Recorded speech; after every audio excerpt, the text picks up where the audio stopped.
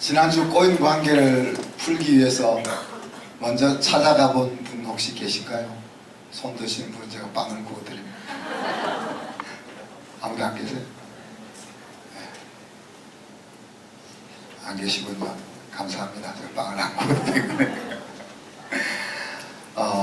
왜 예수님께서 이런 일을 시키실까? 좀 어색하고 껄끄럽잖아요. 그래서 우리가 그냥 하나님과 나 사이에서 그냥 하나님 잘못했어요, 죄송해요, 이거는 좀 뭐 아무도 모르니까 쉬운데, 왜 굳이 꼭 어떻게 보면 그 사람은, 우리 그 형제는 벌써 다 잊어먹고 지나가 버렸을 그런 것들을 예수님이 다시 생각나게 해가지고 야 이거 풀어, 그렇게 하실까? 오늘 말씀도 좀 그런 건데 사실 안 다루고 싶은 내용이죠. 하나님은 저와 여러분이 정말 하나님의 용서를 온전하게 경험하고 누리며 살기를 원하십니다. 그죠? 그래서 하나님과도 고여서 살지 않기를 원하는 거죠. 그리고 그 사람을 얻기 위해서, 혹은 그 사람과 더불어 살게 하기 위해서 하나님이 이 껄끄러운 일들을 우리에게 시키고 있다 하는 겁니다. 그래서 예배가 생명인 성도들에게 형제들과 화목이 예배만큼 중요하다. 또 형제와 이거 어긋나서 고여서 사는 것이 사람을 죽인 것만큼 심각한 문제다 하는 것들을 상기시키는 겁니다.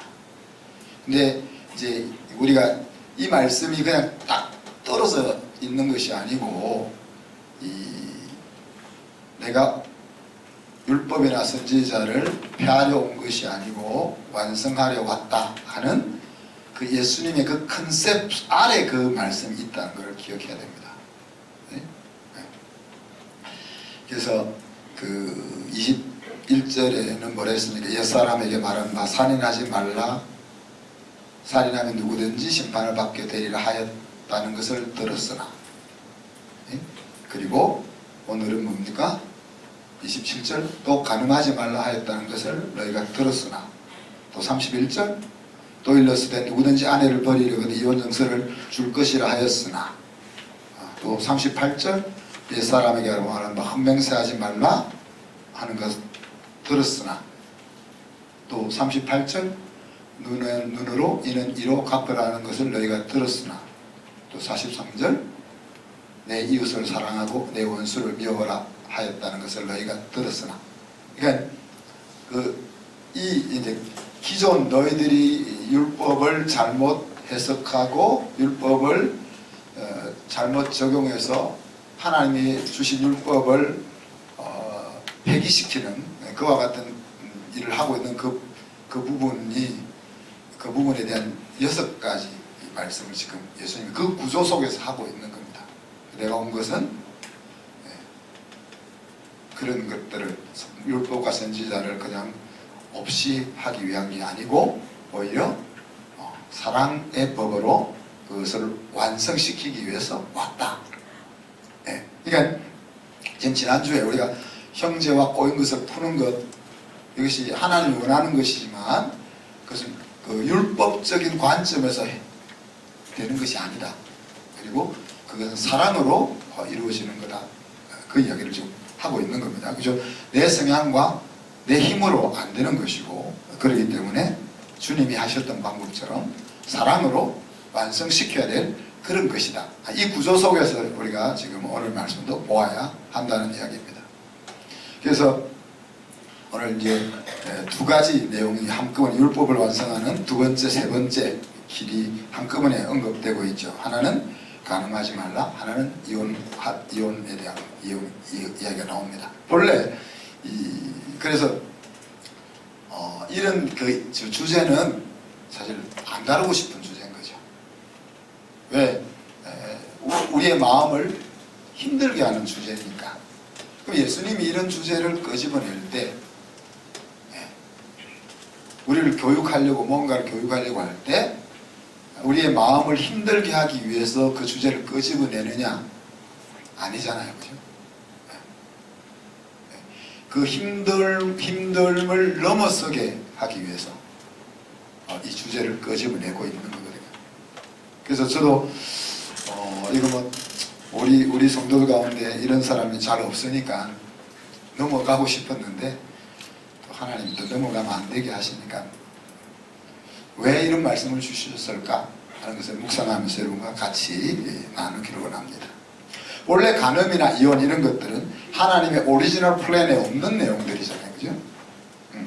남자와 여자라는 것은 인간 사회를 구성하는 근간입니다. 그래서 이 남자와 여자라는 구조를 하나님이 만드셔가지고 사랑이 뭔가를 배우게 하시고, 그리고 사람이 그 배우는 과정 속에서 사람이 되어가는 거예요. 그리고 남자와 여자가 만나게 되면은, 사랑하게 되면 자녀가 태어나게 되고, 그 자녀의 번성을 통해서 하나님이 우리에게 주신 사명을 수행해 나가는 거죠. 그리고는 계속해서 하나님이 마감할 때까지 인류 역사가 이어져 나가게 하는 것이 이제 남자와 여자를 만드신 이유인 거죠. 그게 남자와 여자라는 것은 하나님의 창조의 제일 마지막에 찍은 정점과 같은 꽃과 같은 창작물이잖아요. 그래서 사랑으로 이 남자와 여자를 맺어서 한 사람을 만든다 그랬잖아요. 우리는 눈으로 보기에는 두 사람인데 정서적으로 의미적으로 하나가 되어서 살아야 된다 이렇게 이해할 수도 있는데 그게 아니고, 우리가 보기에는 남자 여자가 다르지 따로따로 이렇게 다른 사람처럼 보이지만 하나님의 관점에는 둘이 합해져야 한 사람이 된다 하는 개념으로 이해하시는 거죠. 그래서 이 결혼을, 가정을 통해서 하나님이 목적하신 사람 창조를 완성해 나가는 겁니다. 그리고 앞에서 언급한 것처럼 거룩한 자손이 이어지게 하고, 그 자손들을 통해서 땅에 충만하고 복에 근원되는 사명을 완수해 나가게 하시는 거죠. 하나님이 남자와 여자로 사람을 만들고 둘이 한 몸을 이루게 하셨다 할 때 그 한 사람이 되었다는 것을 어떻게 표현했습니까? 둘이 벌거벗었으나 부끄러워하지 않더라 하는 표현으로 어떻게 하나 되었는지를 우리에게 보여주셨잖아요. 그것은 내가 목욕하러 들어가서 내 몸을 보고 놀라지 않는다는 이야기죠. 호주에 있을 때 그 누드 비치가 있어요. 누드 비치 이름이 뭐죠? 여러분 기억나세요? 본다이 비치라고 있는데 그곳을 그냥 한번 지나가 보고 오는 거죠. 어떻게 벗고 수영하나. 근데 거기를 이렇게 들고 못 보는 거죠. 왜? 다른 여자를 보면 내가 부끄러운 거니까. 다른 여자의 벗은 몸을 보면 내가 부끄러우니까. 근데 우리 집사람이 목욕하다가 벗은 몸을 보면서 제가 부끄러워 이렇게 하겠어요? 멋있다. 하나님 이렇게 멋있게 만들었나? 이렇게 생각이 들죠. 그게 그렇다는 얘기야. 그러니까 내가 내 벌거벗은 몸을 보면서 수치스럽게 여기지 않는 것처럼 남편이 아내의 벗은 모습, 아내가 남편의 벗은 모습을 볼 때 그것이 수치스러운 모습이 아니라 멋있게 보이는 것이 한 몸이 되었다는 정말 정확한 묘사라는 이야기죠. 근데 창세기 5장 3절에 보니까 아담이 이제 나이가 130살이 돼가지고 자기 모양 곧 자기 형상과 같은 아들을 낳아 셋이라 이름했다 그랬습니다. 그래서 하나님께서 자기 형상대로 아담과 하와를 만드신 것처럼, 낳으신 것처럼 아담도 하와랑 결혼 생활을 하면서 자기 닮은 자기 모양과 같은 자식을 놓았다 그래요. 그런데 이제 범죄한 죄로 인해서 하나님의 형상이 손상된 아담은 결국 죄인된 자기의 형상을 닮은 자녀를 낳은 거죠. 그리고 6장에 가면 어떻습니까? 그래서 하나님의 아들들이 사람의 딸들을 사랑해서 결혼 계약을 파기하고 이제 완전히 육체가 되어버린다라고 창세기에서 설명을 하고 있습니다. 죄라는 것은 우리가 쉽게 이해하고 있는 다른 사람을 해치든지 법을 어기든지 그것보다 더 깊은 의미가 있잖아요. 죄의 가장 핵심적인 내용은 하나님 없는 인생을 살려고 하는 거죠. 하나님 없는 인생을 살려고 하는 그것이 하나님께서 우리에게 맺어준 신성한 남녀의 관계를 무너뜨리는 것입니다. 예수님 당시에 유대인들은 결혼에 대해서 신성한 의무로 여겼습니다. 그러니까 이제 율법을 연구하는 요즘 같으면 목사나 아니면 이제 천주 같은 신부님 이렇게 그런 일에 종사하는 사람이 아니면은 결혼은 하나님의 자녀들에게 주어진 반드시 지켜야 될 신성한 의무로 생각했다는 거예요. 그리고 사회적으로도 이혼한 사람을 혐오하는 그런 이제 문화가 쫙 깔려 있는 거죠. 그것이 이제 밖으로 드러나 있는 모습이고, 그러나 실제 생활은 그렇게 결혼을 그렇게 신성한 것으로 여기지 않는 것이 실제 그들의 모습이었던 겁니다. 여자는 어떤 모양으로도 이혼을 요구할 수가 없었습니다. 유대 사회에서. 그러나 남자는 적당한 구실을 만들면 이혼을 요구할 수 있는 거죠. 그래서 신명기 24장에 보면은 수치되는 일이 있거든 그런 표현이 나오는데, 그죠? 이 유대인들이 율법의 전통을 자의적으로 해석해서 그 당시 힘을 가지고 있는 남자들의 갑질을 하는 거죠. 그래서 자기 아내가 좀 미워졌어. 그러면 야, 미웠으니까 헤어져. 이렇게는 말할 수 없으니까 다른 사람이 이해할 만한 적당한 혐의를 아내에게 씌워서 이혼을 강요하는 그런 일들을 저지르는 거죠.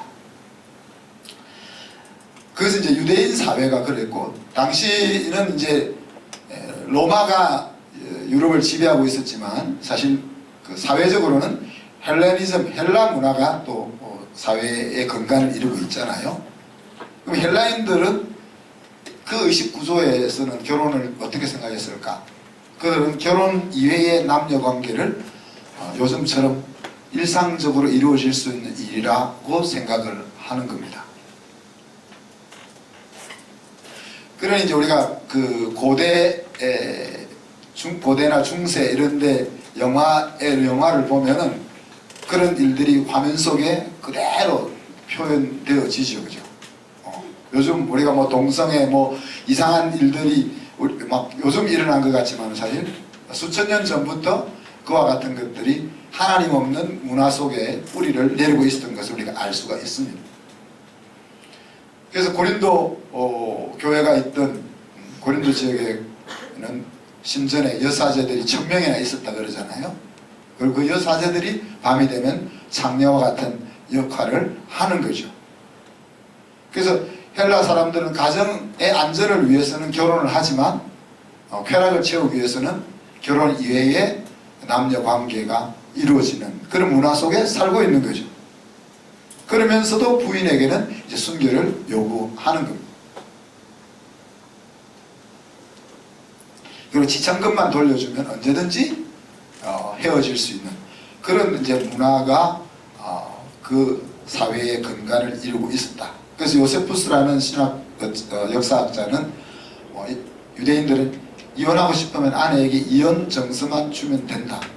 그런 이제 풍토가 만연했고, 아랍 사람들은 뭐 부정하다 자기 아내를 향해서 그렇게 네 번만 큰 소리를 외치면 그것이 자동적으로 이혼을 할 수 있는 요건이 되는, 요즘은 모르겠습니다. 제가 우리가 살고 있는 사회도 이제 어떻게 미국이 이혼율 1위인 줄 알았는데 러시아가 1위더라고요. 그리고 미국이 2위, 우리는 27위던데. 근데 OECD에서는 우리가 이혼율이 1위더라고요. 근데 그거는 뭐 별로 피부에 와닿지 않고,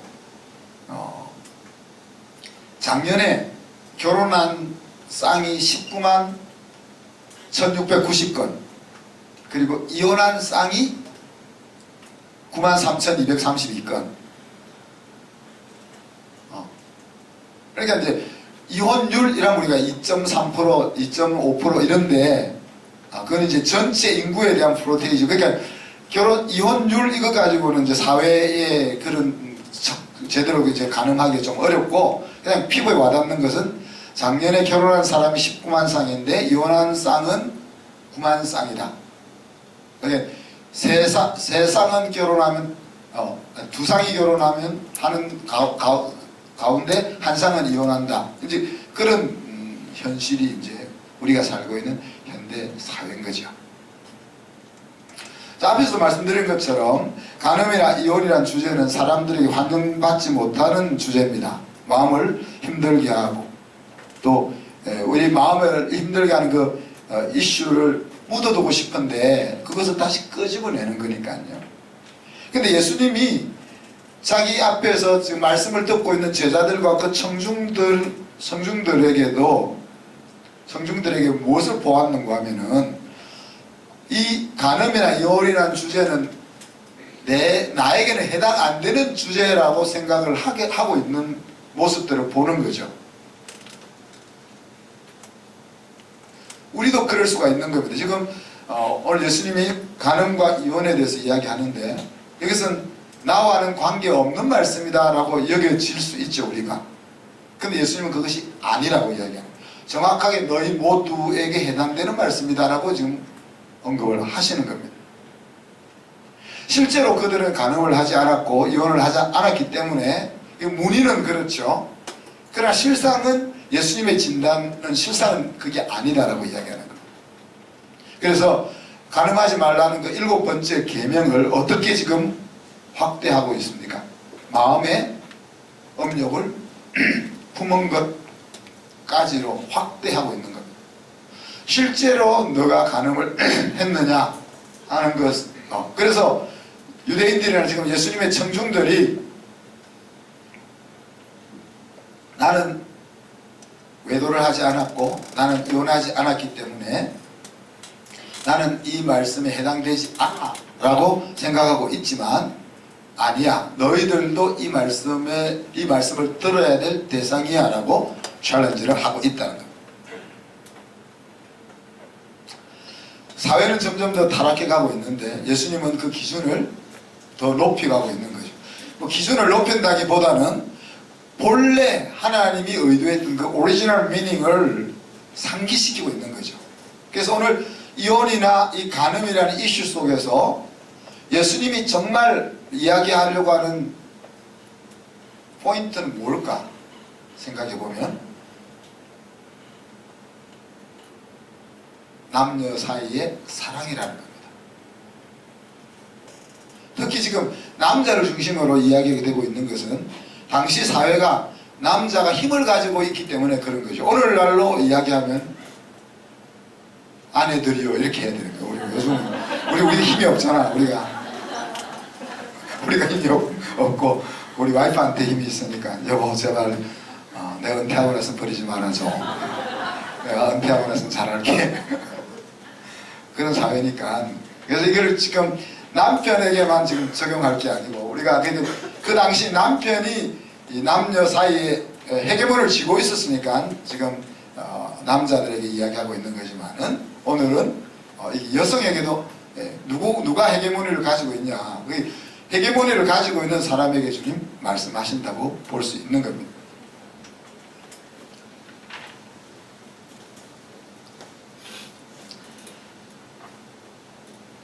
그러니까 배우자 이외의 남녀 문제나 남녀가 헤어지는 문제를 사랑이 가정을 무너지게 하는 가장 핵심되는 요소다라고 말씀하시는 겁니다. 그러니까 결혼 형식을 유지하고 있다는 것으로 가늠하지 마라 하는 7계명에서부터 자유롭다고 생각하지 말라는 겁니다. 그 말씀은 또 다르게 이야기하면 하나님의 원래 의미대로 사랑으로 가정을 온전하게 세워라 하는 도전이기도 한 거죠. 우리가 결혼은 사랑하기 때문에 여러분 결혼한다고 우리가 말하지만 정확하게 표현하면 제가 뭐라고 얘기했습니까? 사랑하기로 결정하고 사랑을 만들어가는 출발점이 결혼이다. 그래서 30년, 40년이 지나야 그것이 이제 열매로 나타날 수 있는 거다라고 생각을 할 수 있는 거죠. 그래서 본래 그 사랑하기로 선택하면서 가정을 하나의 행복의 울타리로 만들려고 하는 그 일을 너 다시 지금 시작해야 돼. 그런 말씀을 지금 간음과 이혼을 가지고 하고 계신 겁니다. 존 스토어트라는 신학자는 이혼을 이렇게 이야기했습니다. 연약한 인생에 대한 하나님의 양보다. 하나님의 원래 마음은 앞에 언급해준 간음이나 이혼이라는 것은 남녀 사이에 생각지 않고 계획하지 않은 것이지만 인간이 살아가다가 그런 정황을 만들어내기 때문에 그 만들어진 정황 속에서 사람을 어떻게 살려줄까 하는 것에서 나온 양보다는 거죠. 마치 이스라엘 백성들이 사무엘 선지자에게 우리도 옆에 나라처럼 눈에 보이는 왕을 세워서 왕이 군대도 양성하고 그래서 나라를 잘 지키게 해달라고 부탁할 때 하나님이 기뻐서 그래 그 좋은 생각이다. 어떻게 그런 기특한 아이디어를 생각해 내었냐? 이게 아니고 그래 그럴 수도 있지. 그렇게 한번 해봐.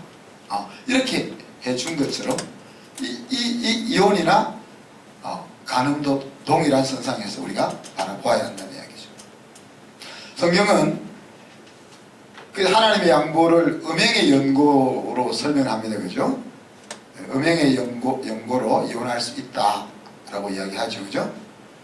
그렇지만 용서할 수 있으면은 그리고 부적절한 행위를 한 그 사람이 돌이키고자 하는 마음을 가지고 행동으로 바꾼다면 그냥 안 헤어지는 것이 더 내가 원하는 바야. 하나님 마음은 그거죠. 그렇지만 안 되면은 헤어져도 돼. 그렇게 이야기하고 있는 겁니다. 계속 말은 그래 놓고 부도덕한 행동을 계속 반복하고 개선이 되지 않으면 그래 헤어져도 돼. 그 이야기죠. 고린도전서 7장에 보면 불신자가 버리는 경우는 어떡할 거냐 그런 이야기가 나옵니다. 결혼을 했는데 안 믿는 배우자가 나 너 보기 싫어. 너랑 살기 싫어. 너 헤어져. 그럴 때는 어떡할 거냐. 그때는 어떻게 하라고 했어요? 붙어 살려고 너무 애쓰지 마라. 야, 하나님 대단하신 거예요. 안 믿는 신랑이 야 너랑 너랑 더 못 살겠어 그러면은 못선 그러지 말라는 거예요. 안 믿는 아내가 당신 확확 막혀가 너무 답답해서 못 살겠어 그러면 굳이 살아달라고 그렇게 하지 말라는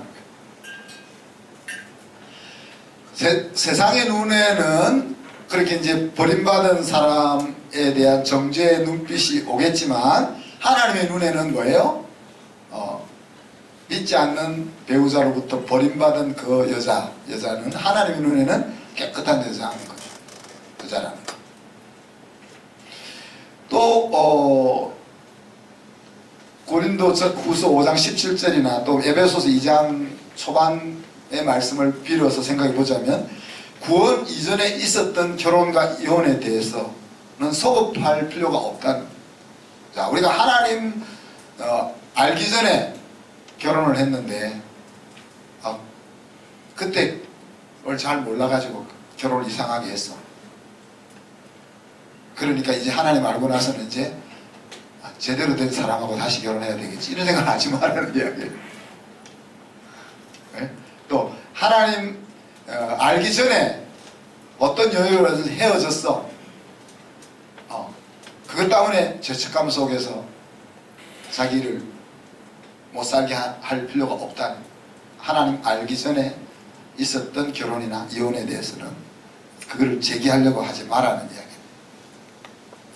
자, 성경에서는 언급하고 있지 않지만은 그 성경의 원리를 우리가 생각해 볼 때 또 하나 여지를 우리가 하나님이 주시는 것은 속아서 결혼을 했다든지, 저도 속아서 하긴 했는데 속아서 결혼을 잘한 것 같아요. 그죠? 폭력이라든지, 다르게 이야기하면 정상적이지 않은 결혼이 이루어졌을 때, 그때도 감당할 수 있으면 그냥 가는 것이 좋다. 그러나 용납이 안 되고 감당하기가 너무 버거우면 헤어질 수 있다. 이것이 이제 하나님의 양보다는 이야기죠. 이 하나님의 양보, 허용은 하나님의 대단히 소극적인 우리를 향한 대응입니다. 그래서 우리가 이 하나님의 양보를 생각할 때는 아주 우리가 굉장히 주의해야 됩니다. 왜? 우리는 합리화의 명수들이기 때문에 야, 하나님이 그래도 된다 했어. 그러니까 야, 우리 저 인간은 우리 신랑 저 인간은 안 돼. 개선의 여지가 없어. 그런 식으로 하면 안 된단 말이에요. 그러니까 그 하나님의 양보를 우리가 적용할 때 진짜 저한테 오셔서 상담받고 하시면. 그래서 우리가 이 합리화의 그 오류에 빠지지 않으려면 우리의 생각 속에 이후의 선택은 없다 하는 배수의 진을 칠 필요가 있다. 자, 지금까지 결혼을 하고 살면서 트러블이 없었던 사람이 있으면 손 한번 들어보세요. 제가 빵을 선물로 드리겠습니다. 트러블이 없었던 사람 손 한번 들어보세요. 아니, 아무도 없어요? 어떻게 사세요? 결혼을 잘하신 겁니다. 트러블이 없다는 말은 짝이 아니다라는 말을 저는 그렇게 생각해요. 트러블이 없다는 말은 짝이 아니다. 인간이 완벽한 인간이 어디 있습니까? 남자는 남자대로, 여자는 여자대로. 제가 나름 완벽해 보이지만 제가 완벽하지 않지 않습니까? 그죠? 트러블이 없다는 말은 나는 완벽하다는 이야기잖아요. 서로가 완벽해서 하나도 뭐 서로 다툴 일도 없고 마음 상할 일도 없고 그렇다는 이야기잖아요. 그러면 결혼할 이유가 없는 거예요. 하나님은 아까 얘기했지만 하나님은 두 남자와 여자를 묶어가지고 사람을 만들어 가려고 하는데 만들어 갈 것도 없이 완성되어 있는데 뭘 만들어 가요? 자, 근데 이 만들어 가려고 할 때 우리가 뭡니까? 야, 내가 그때는 생각이 짧아가지고 우리 사람 24세 결혼했는데 항상 하는 말이 그때는 아무것도 모르고 나를 선택했다. 아무것도 모르고 선택한 게 잘하는 거예요, 원래. 그죠? 우리가 그렇게 이야기합니다. 당신이 나를 선택한 것은 지금까지 살아온 인생 중에서 가장 훌륭한 선택을 한 거다. 저도 그렇게 이야기하고 우리 사람도 그렇게 이야기하고 이제 그렇게 연기를 하면서 우리가 살아가는데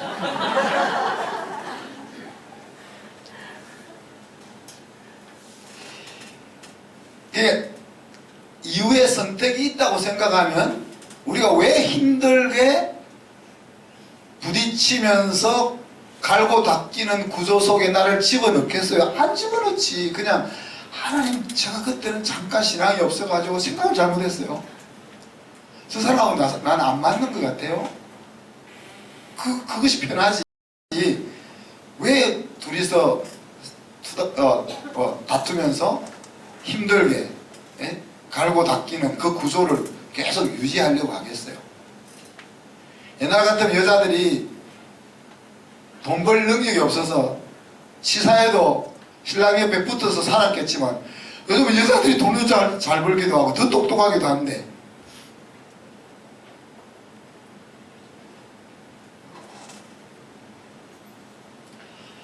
그래서 우리가 우리의 그 합리화하는 그 오류에서 벗어나려면은 우리의 마음속에 이후의 선택은 없다라는 배수의 진을 쳐야 된다. 그래야 우리가, 그러면 이 가운데서 내가 어떻게 행복할 수 있지, 그 길을 찾기 시작하고, 그래야 변화의 역사가 서서히 일어나게 된다는 이야기입니다. 자, 오늘 말씀 엑스티킷은 하나님이 주신 인생을 포기할 것인가 하는 겁니다. 사랑으로 세워지는 복된 가정을 접는다는 것은 어떻게 보면 내 인생을 접는 것과 같은 것이라고 말할 수 있기 때문이죠. 이걸 결혼을 하냐 안 하냐를 더 넘어서는 문제입니다. 시편 128편에 보면 여호와를 경외하며 그의 길을 걷는 자마다 복이 있다 그래 놓고는 내가 내 손이 수고한 대로 먹을 것이라 내가 복되고 형통하리라. 내가 세상에 나가 열심히 일하면 그 일한 것 다 띄는 것이 아니고 일한 대로 거두고 먹고 살 수 있다. 내 집 안방에 있는 내 아내는 결실한 포도나무 같으며 그랬습니다. 그죠? 그러니까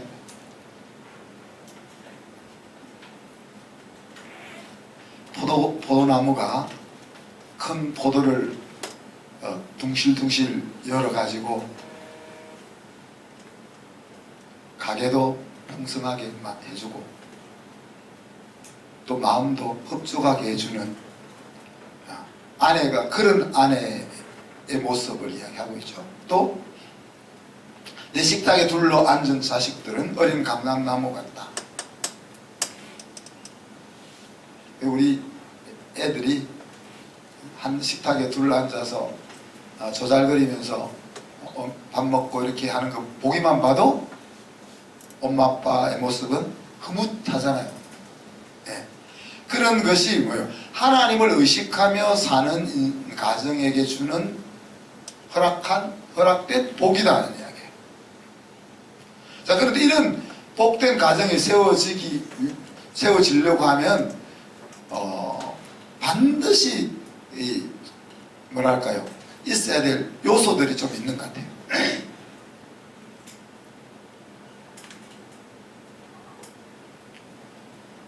아까 서로 부대끼면서 굴러가는 그 드럼통 속에 거기서 뛰쳐 나오지 않고 계속 그곳에 머물러 있으려면은 필요한 것들이 있는 거죠. 우리가 성품을 통해서 많이 배웠던 것들, 용서라든지 또 인내라든지 또 서로 용납한다든지 또 배려한다든지 존중한다든지 아니면 또 희생한다든지 이런 캐릭터들이 같이 해줘야 그 드럼통 속에서 뛰쳐나오지 않고 잘 갈고 닦여진다는 이야기입니다. 그러니까 제가 종종 그러잖아요. 우리 아이들이 이제 사춘기가 되면 특히 중학교 때는 우리가 이를 악물고 참아줘야 된다.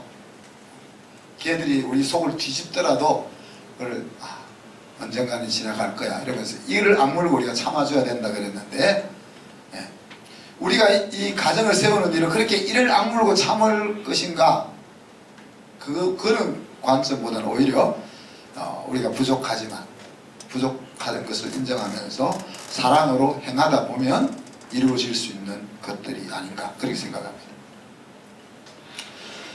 이상구 박사의 그 건강론이 한때 센세이션을 일으켰죠. 그러다가 이상구 박사가 이제 그 안식교였었는데 그러다가 아내랑 이혼하고 정신을 좀 차려서 다시 신앙을 회복해서 이제 개신교로 돌아왔습니다.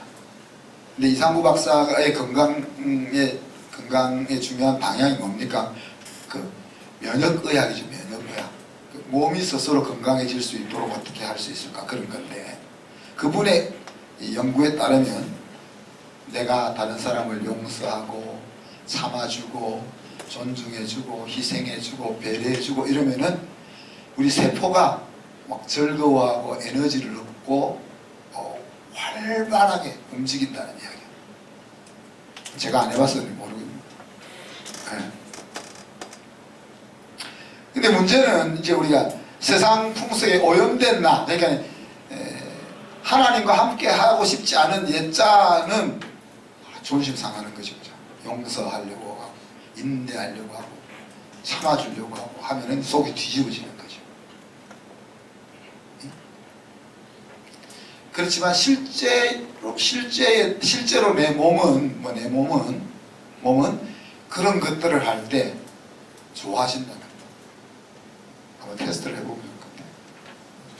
우리 의사 선생님 여러분 계시니까 한번 실험을, 자기 와이프를 실험을 한번 해보셔가지고 좀 설명해 주시면 좋겠습니다. 저는 이런 것들이 하나님의 생명을 가진 우리 속에 있는 DNA라고 생각합니다. 우리가 가지고 있는 하나님의 DNA 속에 녹아있는 천국의 성품이다, 그렇게 생각합니다. 율법이 아니라 내가 간음하지 않고 이혼하지 않고 그것을 눈에 보이는 것으로 지켜내는 것으로 가정을 세우는 그것이 아니라 사랑으로 세워져가는 행복한 가정을 만드는 비결이다, 그렇게 생각합니다.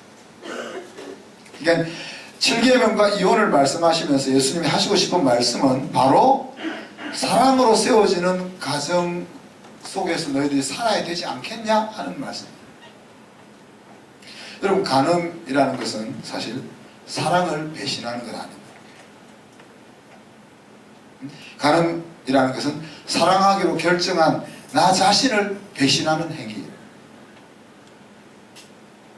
간음이라는 것은 하나님이 주신 그 아름다운 마음을 내가 던져버리는 거죠. 그리고 상대방이 용서할 수 없을 정도로 힘들게 만드는 거죠. 오늘 우리 사회가 간통죄가 없어졌잖아요. 그리고 결혼하기 전에도 남녀가 관계를 좀 해보고 좀 살아보고 그렇게 사는 것이 더 합리적이고 더 지혜롭다라고 생각하는 사회가 되었습니다. 그렇지만 뭐예요? 그렇지만 자기 아내가 다른 남자와 부도덕한 관계를 가지면은 남편이 못 참잖아요. 자기 신랑이 다른 여자를 사랑하고 좋아하면은 우리가 견디지를 못하잖아요.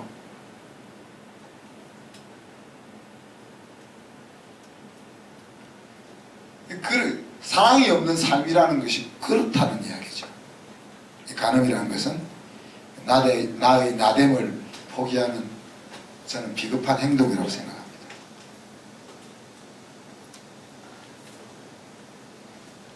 하나님이 모든 것을 다 나누어 가지라고 했습니다. 내가 쓰고 남을 만큼 남는 것이 있다면 그것은 다 나누어 가지라고 준 것이라고 이야기했습니다. 건강도 그렇고 재주도 그렇고 돈도 그렇고. 그런데 남녀의 사랑은 나누어 가지지 말라고, 그러니까 나누어 가지지 말라고 한 유일한 것이 바로 남녀 사이의 사랑이라는 이야기죠.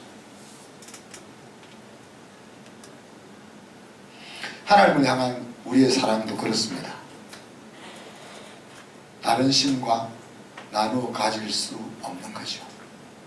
사랑은 언제나 독점적인 것입니다. 오직 사랑하는 한 사람만이 있을 뿐인 거죠. 사랑으로 세워지는 건강한 가정이라는 것은 바로 나의 행복을 의미합니다. 그리고 자손들의 행복을 의미하고 또 교회와 나라의 미래를 의미합니다. 오늘 우리가 가늠하지 말라, 이혼하지 말라 하는 이 말씀에 나는 해당되지 않는 것 같이 생각할 수 있지만, 그러나 오늘 주님이 마음속에 가늠한 자라는 말씀을 던질 때 우리 모두는 바로 이 7번째 계명도 나의 삶에 주어진 계명이라고 받을 수밖에 없는 계명인 거죠. 그리고 그렇게 우리의 마음을 찌르는 이유는 우리에게 상처를 주고 우리의 마음을 아프게 하시려고 하시는 것이 아니라 사랑으로 행복한 가정을 세워나갈 원하시는 그 마음인 거죠. 제가 말씀 생각하면서 우리가 1분 동안 기도합시다. 하나님, 사랑으로 가정을 세우게 해 주옵소서. 우리의 자녀들이 자랑스럽게 우리 집을 친구들에게 소개할 수 있는 그런 가정으로 세워 주옵소서. 우리도 겉으로 무늬로 지켜지고 있는 그런 가정이 아니라 정말 마음에서부터 주님께서 말씀하신 사랑으로 율법을 완성하는 그런 가정이 되게 해 주옵소서. 같이 한번 기도합니다.